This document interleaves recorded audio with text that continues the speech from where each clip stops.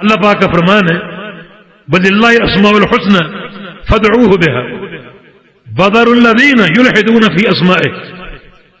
اللہ تعالیٰ کے پیارے پیارے نام ہیں، انہی ناموں کے ساتھ اللہ کو پکارو۔ جو اللہ کے نام ہیں قرآن پاک میں ہیں، احادیث میں ہیں، انہی ناموں کے ساتھ اللہ کو پکارو، اور ان لوگوں کو چھوڑ دو جو اللہ کے ناموں میں الحاد کرتے ہیں، جو اللہ کے ناموں میں مختلف معصیتوں، گناہوں اور بلکہ بعض اوقات کفر کا ارتکاب کرتے ہیں، ان کو چھوڑ دو۔ یہاں تین چیزیں ہیں جو قابل غور ہیں، اور ہمارا موضوع ان تین چیزوں پر ہی گھومتا رہے گا۔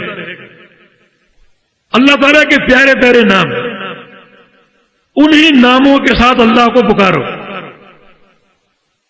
یہ ایک چھوٹی سی بات واضح ہو جائے کہ اللہ تعالیٰ یہ حکم دے رہا ہے کہ جو ہمارے نام ہیں، جو قرآن پاک میں ہیں، یہ حدیث میں ہمارے پیغمبر نے بیان کیے ہیں، مجھے انہی ناموں کے ساتھ پکارو۔ اس کا معنی یہ ہے کہ اپنی طرف سے کوئی نام اللہ تعالیٰ کا رکھنا ہمارے لیے جائز نہیں، اپنی طرف سے کوئی نام رکھنا جائز نہیں ہے، اور نہ ہی کسی ایسے نام کی نسبت جائز ہے۔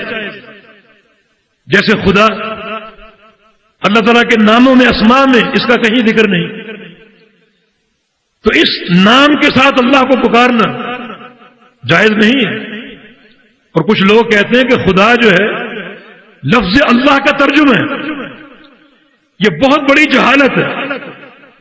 لفظ اللہ، لفظ الجلالہ، اللہ کا سب سے بڑا نام، بلکہ اس کائنات کا سب سے بڑا علم، اتنا بڑا نام ہے کہ سارے انسان، سارے ملائکہ، سارے جن، انبیاء، اولیاء، شعراء، انشاء پرداز، ادباء، بڑے بڑے قلمکار، سب کے سب جمع ہو جائیں، لفظ اللہ کا ترجمہ نہیں کر سکتے۔ اس لفظ میں جو جامعیت ہے اس کو بیان نہیں کر سکتے، اس لفظ کے جو حقائق ہیں انہیں سمیٹ نہیں سکتے۔ یہ کیسے کہا جا سکتا ہے کہ خدا جو ہے وہ اللہ کا ترجمہ ہے، اللہ کے قائم مقام ہے؟ نہیں، یہ لفظ نہ قرآن میں نہ حدیث میں، اس کو اللہ تعالیٰ کے نام کے طور پہ استعمال کرنا جائز نہیں۔ اب فارسی کا لفظ ہے، خدا کا معنی مالک، جیسے مالک اللہ کی صفت ہے، تو مالک کے ترجمے کے طور پر لفظ خدا استعمال ہو سکتا ہے۔ مالک کے معنی میں اللہ کے نام کے طور پر اس کو استعمال کرنا، اس نام کے ساتھ اللہ کو پکارنا جائز نہیں۔ اسی طرح ایک نام یزدان ہم میں معروف ہے، یزدان مجوسیوں کا خدا تھا۔ اللہ تعالیٰ کے ناموں میں یزدان نام کی کوئی چیز نہیں، یزدان کے تعلق سے یزدانی نسبت جائز نہیں، کیونکہ یہ اس الہ کی طرف منسوب ہونا ہے جو کہ مجوسیوں کا خدا تھا۔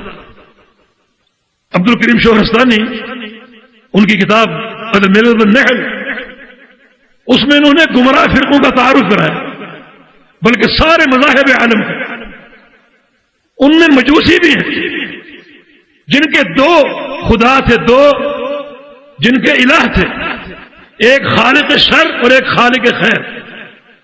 خالق خیر کو وہ یزدان کہتے تھے اور خالق شر کو اہرمن کہتے تھے۔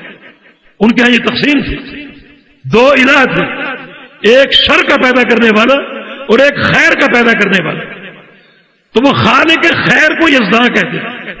تو یزدان ایک خدا ہے جو مجوسیوں کا خدا، ہمارا اس سے کوئی تعلق نہیں۔ تو الغرض کوئی ایسا نام ہم تراش لیں جو اللہ اور اس کے رسول نے بیان نہیں کیا، تو یہ بھی اللہ کے ناموں میں الحاد کی صورت ہے۔